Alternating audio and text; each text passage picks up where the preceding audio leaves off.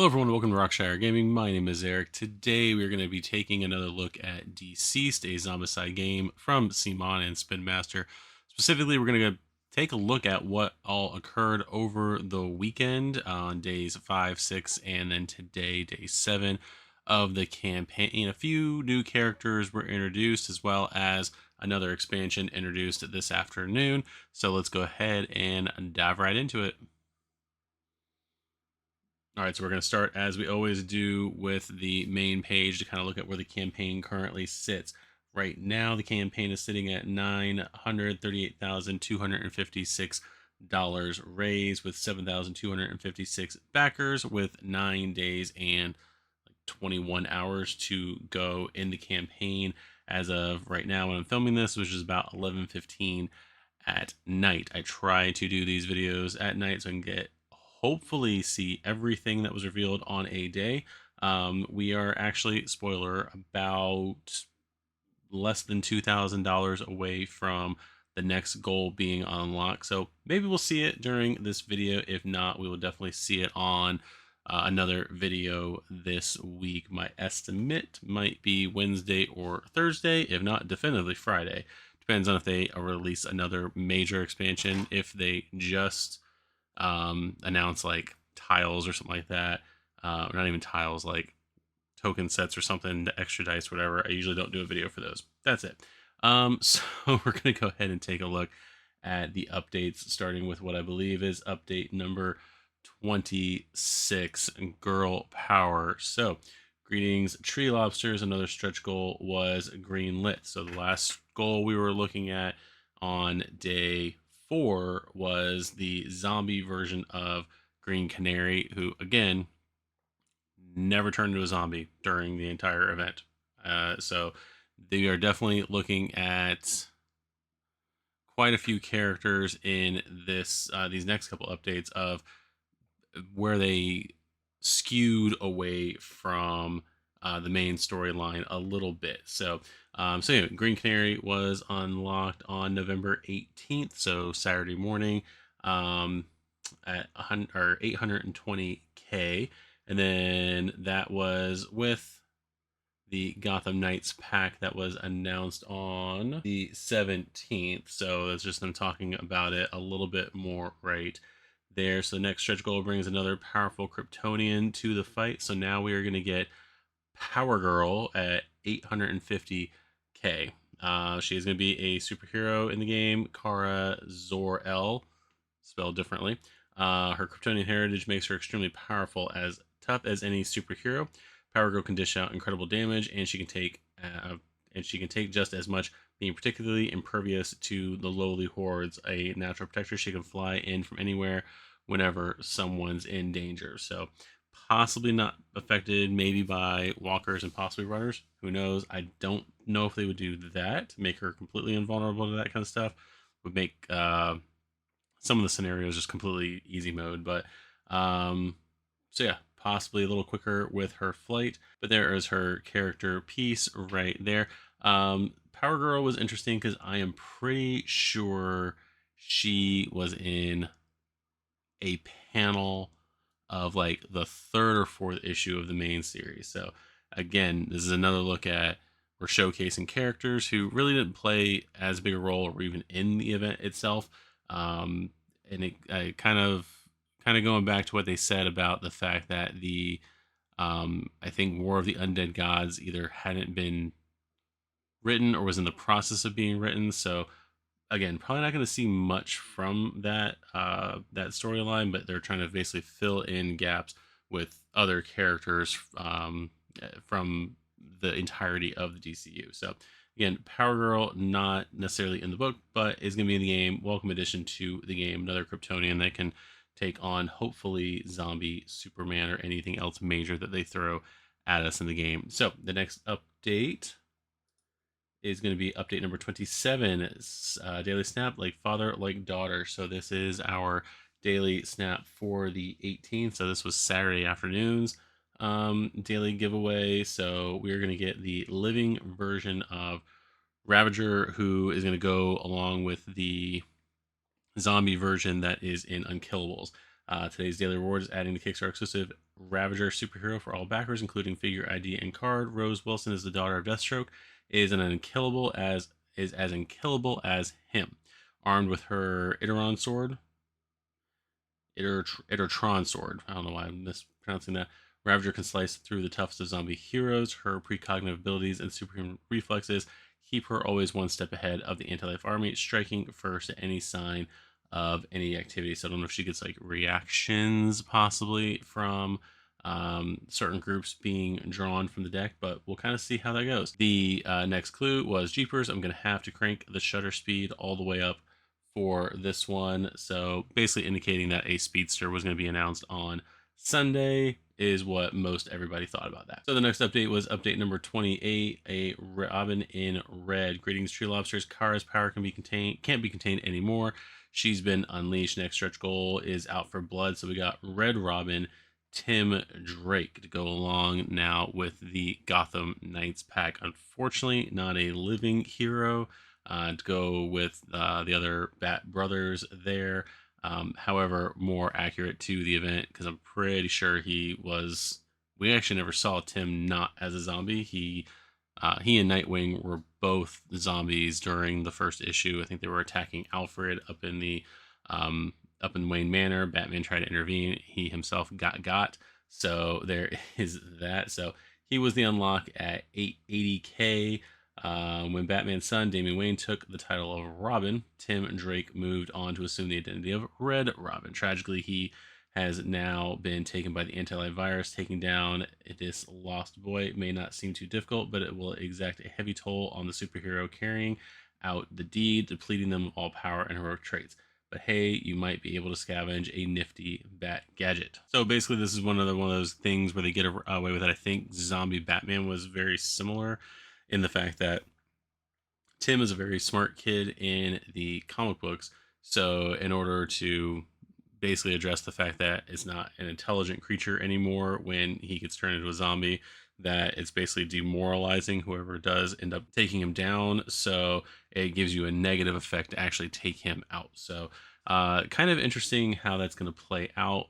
Basically meaning like you're usually going to want to take out the zombie heroes as quick as possible, whereas they're throwing in mechanics here that are making it to where you might not want to engage them, especially if you don't want to lose traits or your power at all. So there is that. There is Tim's figure. I can't tell fully. It looks like a mix between the pre and the post New 52 version of the character. I don't know what he was wearing in the later Rebirth era. I know the beginning of Rebirth, he was wearing a costume very similar to his classic Robin costume, whereas the Red Robin costume was more end of post-crisis era going into New 52. So yeah, anyway, regardless, I do like the artwork here. The pose is pretty neat. Don't hate it at all. So anyway, there is that update. The next update was the daily update for Sunday. And kids grew up so fast. Tree Lobsters, time to check out Jimmy's latest developed photos. Most of today's daily photos were just a blur. So we've got Kid Flash. We've got Superhero got his figure and ID card. And let's take a look at the write-up on him. As a young speedster, Wally West is able to easily zoom past the zombie mobs in a split second. Like a bolt of lightning, he can pick off members of the horde as he moves from zone to zone, and if things get too dangerous, he may dart back and forth, moving any bystanders and superheroes to safety. So basically going in, grabbing heroes, bystanders, kind of trying to move them around the board a little bit better, maybe even getting them out of zone. So now we have officially 2 speedsters in the game. So yeah, there is Wally West, the one introduced in the New 52 era. No sign yet of the pre-New 52 version of Wally. He might come in as another version of Flash, because I don't think he's Kid Flash anymore. I think he's just the Flash, and actually I think he's the Flash now. I haven't read through the comics recently, but I think I did see something that Barry's not around at the moment. But I don't know. I might have to go back through. Let me know in the comments if I am right, wrong, or both, I guess. So there is There is Wally right there, and then on to the next update, which again is just update number 30. It's going back, looking through the core box, and specifically looking at the anti-living. I'm just going to scroll through here and check out the artwork. There's that Superman with his missing arm, accurate to the comic event. I think he got chopped off. Gets a metal one later. Kind of looks like a weird version of Cable. But there is Superman with his painted artwork and his figure right there. We got Hal Jordan, one of my favorite zombies from the core box right there, with the exploding green lantern behind him. That is pretty cool. I like that a lot. The reason I'm not going through a lot of these is because there's a couple different playthroughs from Dice Tower and Board Game Co. and all that stuff right now, where they basically show off how these characters are used. So not necessarily wanting to go through and dwell on their mechanics. I'd rather take the time to look at the mechanics of other characters that are being introduced in the game. So we got Hal Jordan there. We got Aquaman. I do like that painted version of what we can see of the Kraken right there.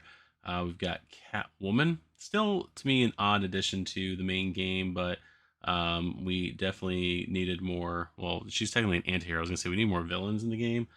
We really don't have that many, and I'll kind of talk about that a little bit later. But there is Catwoman right there with her painted figure, Hawkman.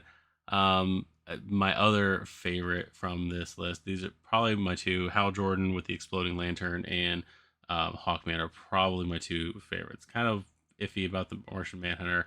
I actually didn't realize what he was when I first saw the figure. So, and then we've got the various LexCorp walkers right here, and about how many different sculpts? 1, 2, 3, 4, 5 different sculpts are showing here. And there they are painted, moving that bat signal around a little bit. LexCorp runners over there with their energy blades out.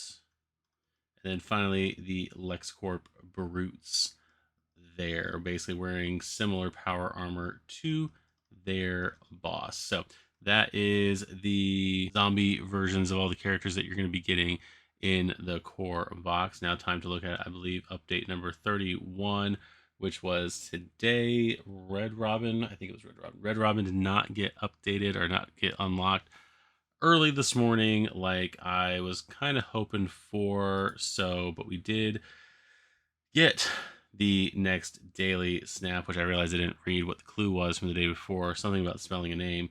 Time to check on Jimmy's latest developed photos. Today's daily snap is impossible to pronounce. So we are getting a bystander version of Mr. Mxyzptlk. I don't know. A lot of different shows say the name different ways, but I'm pretty sure it's Mr. Mxyzptlk. He is going to be included in the stretch goal box, basically, but he is going to be a bystander figure. He is an impish fiend from the fifth dimension who loves alternate reality to harass the superheroes. This makes him not at all a helpful bystander. As soon as he was revealed, he is automatically rescued by the nearest superhero, latching onto them and increasing the danger level of the game. Getting rid of Mr. Mxyzptlk by tricking him into saying his own name backwards will require some heroic efforts. I don't know how that mechanic's going to be in there, but it's pretty interesting that you're basically going to be introducing a negative effect for a bystander when, for the most part, through most of the games, it is usually they give out a positive effect. Still interesting that they are going with basically making him a bystander instead of doing something with him with, again, like the Spectre. But again, the Spectre and Mxyzptlk fight during War of the Undead Gods. So if that wasn't finished at the time they were making this, then I understand why they made him a bystander instead of doing something with him as the Spectre. Also, the fact that we have Alfred in the Gotham Knights box kind of also eliminates, not fully, I mean, it could still happen, but it would potentially eliminate him from being the Spectre. And that, if you haven't read War of the Undead Gods, then you don't know what I'm talking about with Alfred being the Spectre, but doesn't mean we still can't get the Spectre at some point. It will probably be the Jim Corrigan version of the character and not Alfred. The next clue for tomorrow, the 21st, is, "It's a real honor to take your picture, sir. If I may ask, is it true you were the first one?" It could possibly be reference to a JSA character if they are going to be in the game. They may round out some of the stretch goals and dailies, even though they were not. The JSA was not at all in DCeased at all. Titans barely were in it. Mostly it was a Justice League story, so we'll see if the JSA get in there. But again, asking if you were the first one, technically the first hero and all that would be the Earth 2 Superman, but I don't know. Oh, maybe it is. No, they would. I don't think they would give the daily. I don't think they would do the daily. They would make that a stretch goal. I don't think they would give living Superman as a daily reward. I don't think it's a villain, although that might be surprising.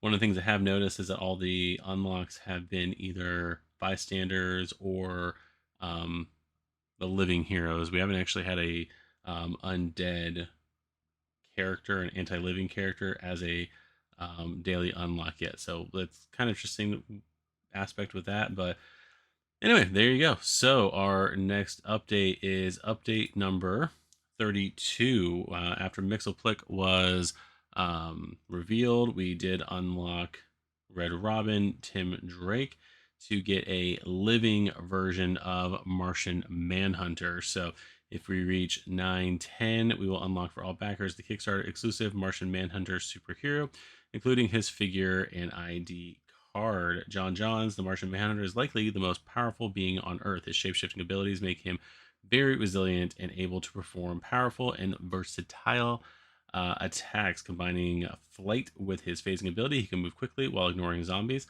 So he's not going to probably have a to use up actions in order to move through zombies like a bunch of other characters we have. Ready to save anyone in peril. His telepathy can also guide his teammates to coordinate their actions even when it's not their turn. So basically giving additional actions to his teammates. So that will be pretty good to have on the field to get some of those extra actions, especially people who might be in more of a position to attack or something like that during the course of their turn. So there is John Johns. He was living during Hope at World's End. He is undead during the main DCeased storyline. I think he's actually the one that turns Flash in the main story. So but yeah, we got Martian Manhunter. I do very much like the character. Some reason it more invokes for me like the old like 60s look, like the beginnings of the Justice League, not necessarily like the way he looks now. I don't know why. It just looks, I don't know, very something about the way the head looks very retro. So we'll go ahead and take a look at the next update. I believe it's update number 30. This is an update. This is update 32. I think we're looking at update number 33. The main reason why we are doing this video, and the Lantern Corpse, spelled with an E, so it's like a corpse and not core. So greeting trees, lobsters. The Green Lantern Corps expansion was announced. An intergalactic peacekeeping force using their willpower to wield the might of their power rings should be the universe's greatest hope in stopping the spread of the anti-life virus. However, even those bastions of heroism are not immune to it and must stand together against the wave of fear that threatens the galaxy. DCeased, Green Lantern Corpse. Yeah, so that actually is probably one of my favorite artworks on the game right now. I don't know what it is. I like the artwork a little bit more for um the box art than I do the actual art. I don't know why. I don't know who's doing which artwork, but I really have been enjoying the box art for all of the expansions in the main game. So let's go ahead and scroll down here. So Green Lantern Corps, it's going to be a $35 expansion. One of the things I did notice in here, again, we're in space with this, is one, no tiles. So I don't know if they're going to go back and add them like they did on Killables. Probably not. But the other thing I did notice in here, if you look at this picture, is there's not one bystander. So this expansion is not adding any new bystanders. We are going to be getting some other things in here, but we got 8 figures. We've got 8 figures. 1, 2, 3, 4, 5, 6, 7, 8. So 8 figures in the main version of the game. 6 ID cards, 2 zombie hero cards, 6 action cards, 4 equipment cards, and 4 missions. So we are going to be getting missions with this, though we're not getting tiles, very similar to Unkillables. We are getting missions still, so definitely we'll be using the core box as you would anyway. But all the missions will probably be using core box tiles. So there's nothing, no new tiles, which is what it is. Like again, kind of like my slight complaint with the Gotham Knights having, you know, night versions of the tiles and then kind of a smaller Wayne Manor than like say the X-Men Resistance would have with the Xavier Mansion. I don't even know for DCeased what they would do, except for like except for like the airfield, like Ferris Airfield. That would be the only thing like thematic to Green Lantern. I You wouldn't be able to necessarily put Oa on there because it's a whole other planet. Like that would, there would be a whole lot of logistical stuff, and that I don't think it would be able to fit. Wouldn't make sense with these 6 tiles you would get. So having basically the missions, you just utilize the Metropolis tiles is okay with me on that. So for $35, Green Lantern Corps is an expansion bringing the full power and terror of the Green Lantern Corps, including 4 new missions to explore all the gameplay possibilities of wielding power rings in the battle against anti-life. I would put mine on, but my fingers have gotten fatter, so it's kind of like, you know, hurts now having this on. But anyway, so the Green Lantern Corps expansion comes with 1 Hal Jordan, Jessica Cruz, Kilowog, John Stewart. All makes sense. Arissa Rad doesn't make sense. She wasn't in the story. Ceramic Not 2, Sinestro, and 1 Tomare zombie hero figure. So Sinestro and Tomare are going to be our zombies. Sinestro using the Yellow Lantern Ring of Fear, Tomare being a turned Green Lantern in the game. A lot of the lanterns were not turned. A lot of them were killed, but they weren't turned, I don't think, during the main event. And so if you acquire this through the Kickstarter, you will get a hero version of Sinestro, still, again, using his yellow ring, and a zombie version of Kilowog, which is just the coolest thing ever right there. So let's go ahead and look at the superheroes for this. We got John Stewart, formerly a sniper and architect. John Stewart became the 4th Green Lantern of Earth. So working backwards, John Stewart, then Guy Gardner before him, Hal Jordan before him. So they are, I believe, acknowledging Alan Scott as the first Green Lantern. Still no mention of Kyle Rayner, who is not in this box whatsoever. So he'll possibly be another Lantern showing up, and we'll kind of get into some of those other ones in a minute as well. Using his ingenuity, he can turn traits into power and then use that power to extend the range of his power ring attacks. You can kind of read that. You can kind of read that during. They do show some of the cards, but they mainly show his card. I know that's his blue skill, I believe, where you can basically take a trait card, get a power boost from it, and then you can use 1 power to extend his range by 1. And his range on the power ring is already 0 to 1, so you can basically put it to 0 to 2. So that's pretty cool. John acts as the commander of the Corps, being able to use his actions to direct other superheroes to act whenever needed. His presence always makes the day brighter for his team, with his actions granting extra power to everyone. So cool. Gets all the lanterns basically giving power to the other team members. So basically, they'd also be able to get, you know, be able to do more powerful attacks during their turn. I do like the translucent green here. Pretty cool figure.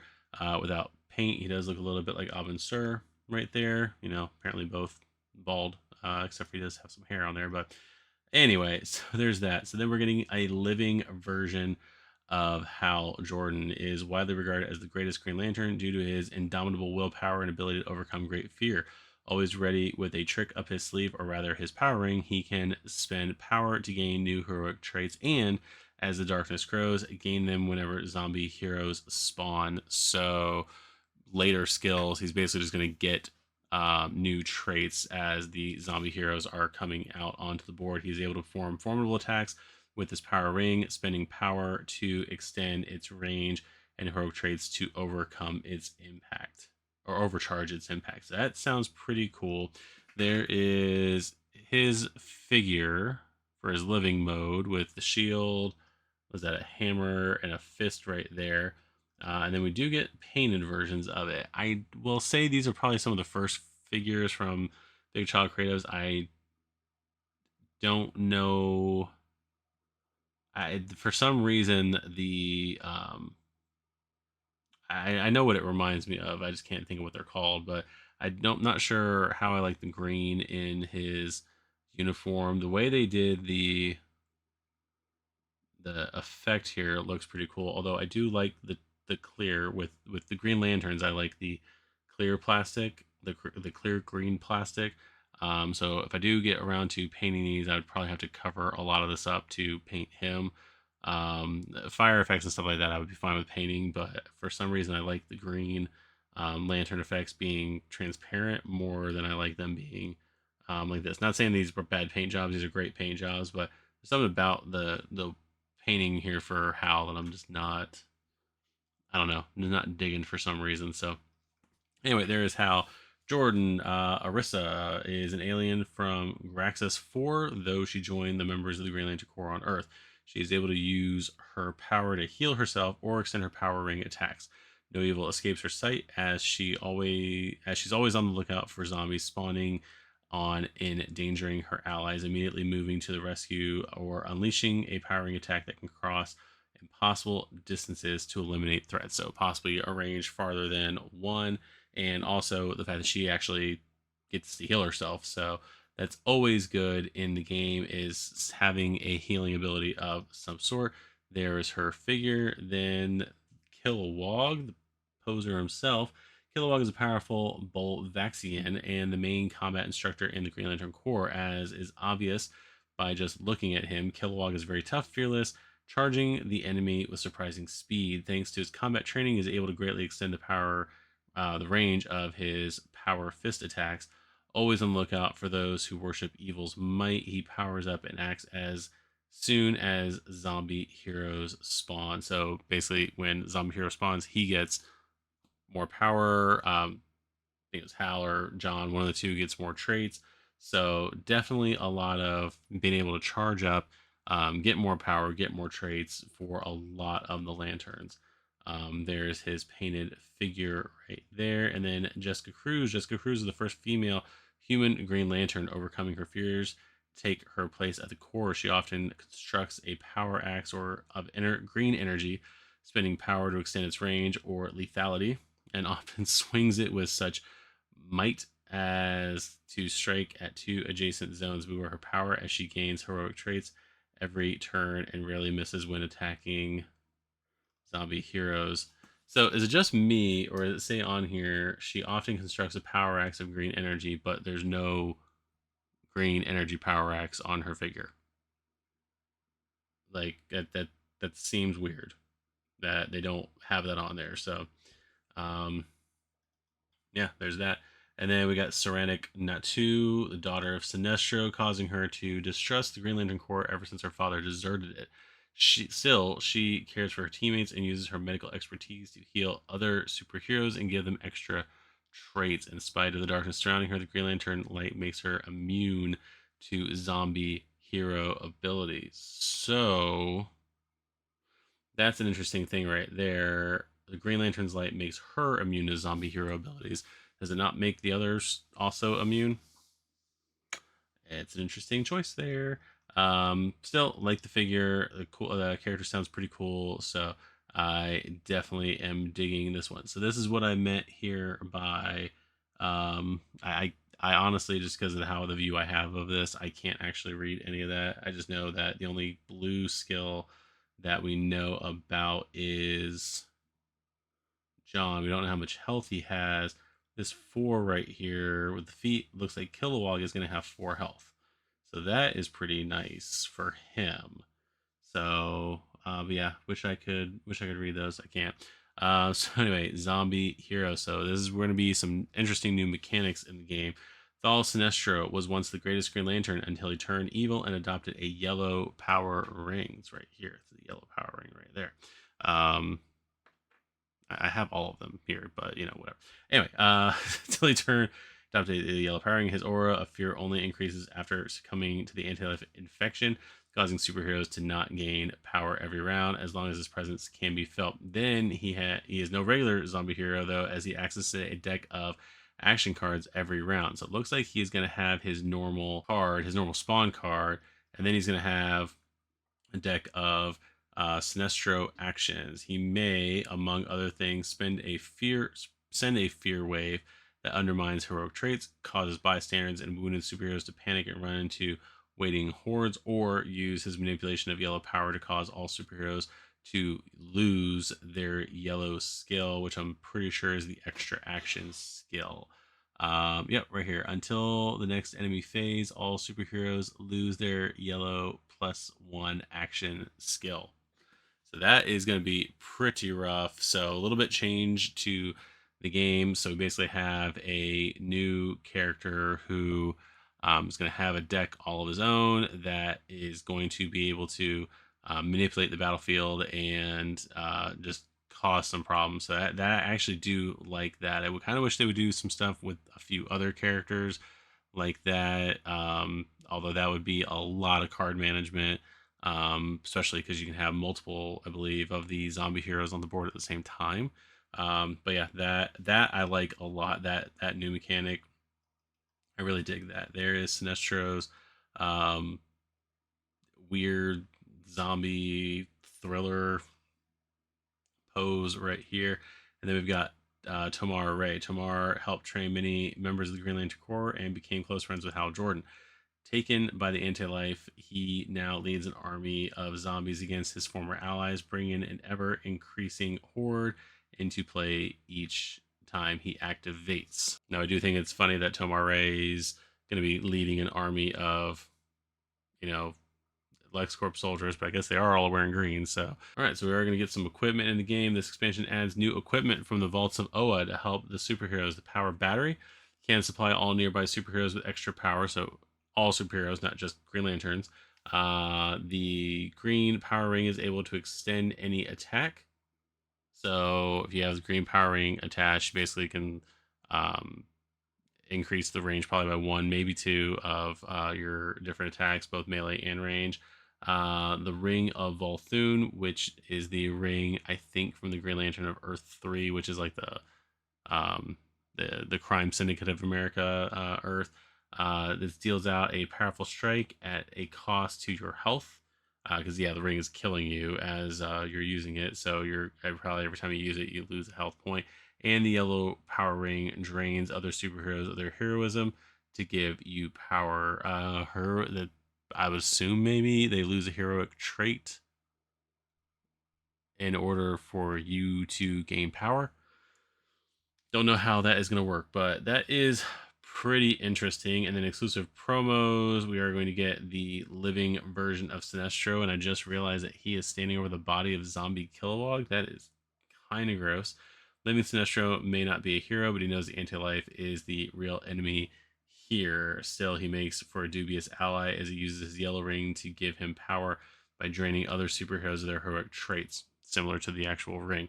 However, his command of fear means he is immune to the effects of bystander elimination and empowered to act whenever someone is wounded. His aura of dread can be so strong that even the undead may fear getting close to him. The bystander thing, I know when a bystander is eaten in other games that they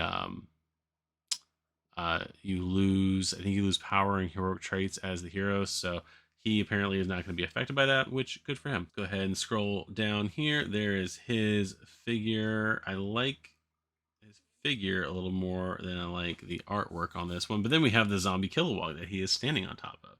Kilowog, as an unliving powerhouse, is a terrifying proposition. Consumed by rage, he lashes out at every superhero in his vicinity whenever a rush or extra activation is called. Whenever a rush or extra activation is called. So he basically moves in anytime there's a walker rush and extra, whatever activation. Every time there's a brute rush, that's going to be pretty interesting to deal with. So there is the box. There is how to choose optional buys. all that stuff. So there is update number 33. All right, so after update 33, we're going to move on to update 34. No evil shall escape my sight. So with the announcement of the Green Lantern Core or Corpse expansion, we unlocked, I was going to say John Stewart, we unlocked Martian Manhunter at 910K with the help of the $35 Lantern Core, and we are getting Guy Gardner. I thought that was a bazooka at first, but then I realized it's a really weird bat that he's got. So at 940K, we unlock for all backers the Kickstarter exclusive Guy Gardner superhero, including his figure, ID, and card. Guy Gardner has always been a bit of a loose cannon. That's why I thought cannon bazooka. I think I read that line and thought that was a bazooka. Loose cannon as far as Green Lanterns are concerned in the fight against anti-life.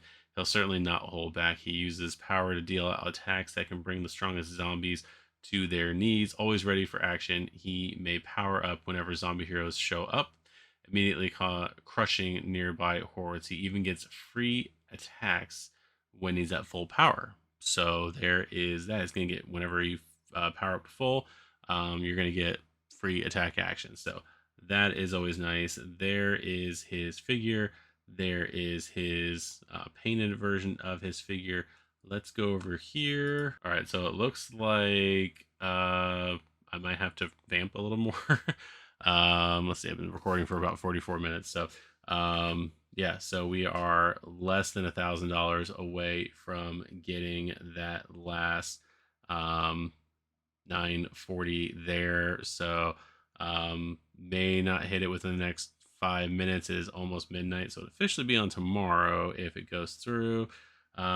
So let us kind of take a look at where we are with this campaign right now. All right, so going back to my spreadsheets right here, this is mainly where we are at right now as far as what is and is not unlocked and what has been announced. So we do have 3 total expansions out at this point, and we're almost at the 940K point. So of these 21 stretch goals that are unlocked, we are on day 7 of the campaign, but we do have, like I said, 21 total stretch goals unlocked. Might as well consider the other one unlocked, the Guy Gardner unlocked. It should be here in probably within 30 minutes. I've gotten to the point where I'm past midnight now, so we are definitely going on to the next day with that. So might preview it, but I might also again talk about it again later. So if we unlock it during my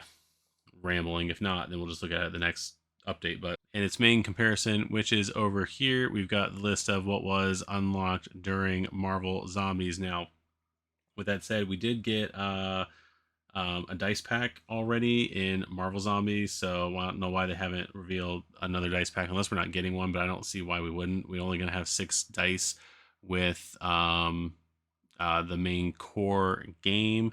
I did not order dice for Marvel Zombies myself, only because of the fact that the regular game has them, X-Men Resistance has them, and then I also have Heroes Resistance, so I've got 3 sets of dice anyway right there. I didn't choose to buy another one, but I am hoping that maybe tomorrow they will reveal a dice set. Now, with this said, this right here, so this was the 18th, going into the 21st was when Fantastic Four was announced. So that was the Friday.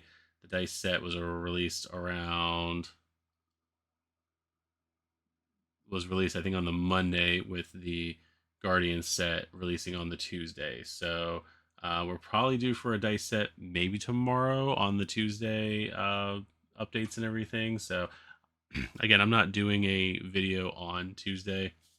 I probably won't do another video until the next major expansion is announced. So that'll probably be Wednesday, maybe Thursday, as I said before. So, but anyway, this is where we were at. This is how long it took to get to the same amount of announced stretch goal figures. Granted, I do realize that that's at the 5 million mark, and we're almost at 1 million right now. Or a little far away from 1 million. So I know it's not necessarily a fair comparison anyway, but again, it is we are pretty far along here. And then again, I don't have it here, but going back again, this is the first DC game that CMON is coming out with, if you don't count the Titans Go Mayhem game. But in comparing it to the other first Marvel game, which was Marvel United, we're basically on par, like a day ahead of how that game funded. So there is that. Less backers, but we are doing pretty well on the funding when compared to that. Again, there's nothing really to compare these prices. A lot of people are saying various things, being, in my opinion, extremely, how do I say this? Because I really don't want to start fights on my own comments either, but a lot of people are definitely being extremely like loud and rude in the Kickstarter comments. You really can't scroll more than like one or two scrolls of the comment section without getting to somebody who's just being whatever about the how the campaign's going. I have no issues, qualms, or anything like that with the campaign currently, the way it's going. I am very excited for every character, every box that we have gotten. My only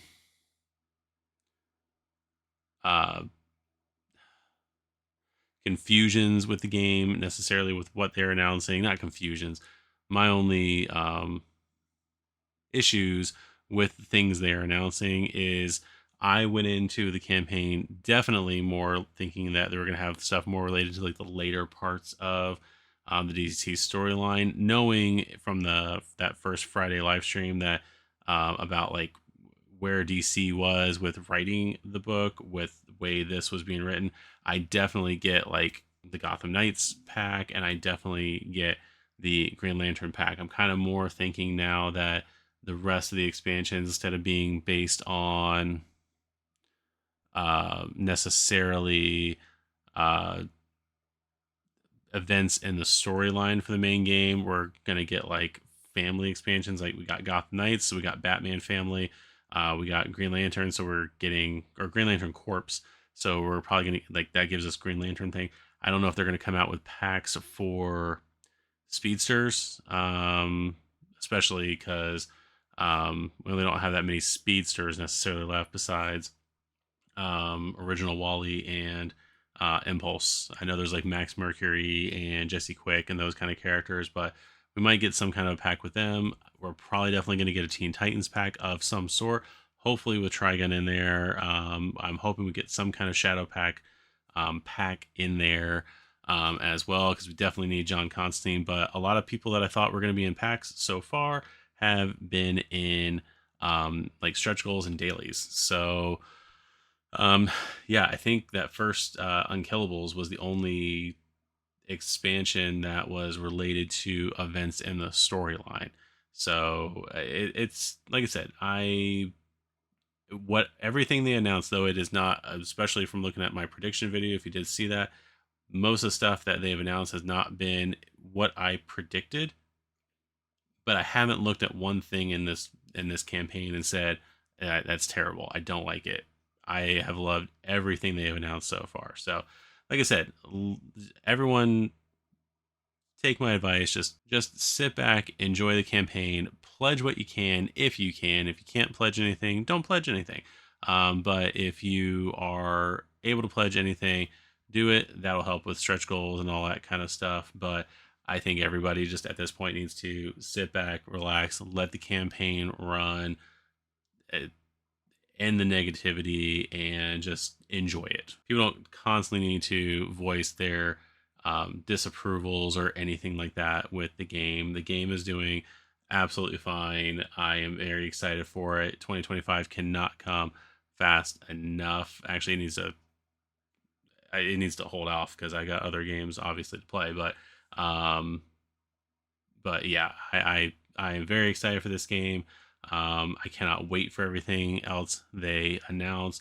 It is going to be a blast. A lot of the changes they've already made. Haven't played through the other superhero game, Marvel Zombies, yet, but